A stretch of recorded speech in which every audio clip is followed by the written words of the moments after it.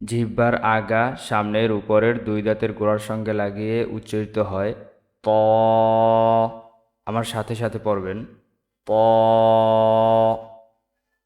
ত। তারপরে আসি জ। জিহ্বার আগা সামনের উপরের দুই দাঁতের আগার সঙ্গে লাগিয়ে উচ্চারিত হয় জ জ। তারপরে আসি আইন।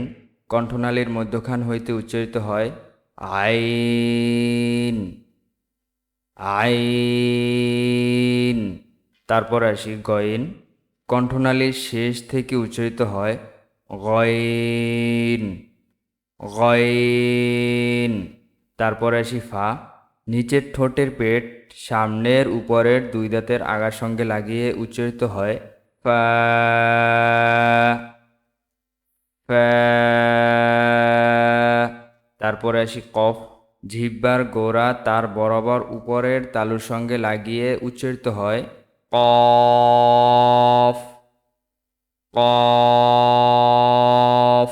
তো প্রিয় দর্শক, ভিডিওটি ভালো লাগলে লাইক করে দিন এবং পরবর্তী ভিডিওগুলি পেতে সাবস্ক্রাইব করে রাখুন। আল্লাহ হাফেজ। আসসালামু আলাইকুম রহমতুল্লাহি আবরাকাতুহ।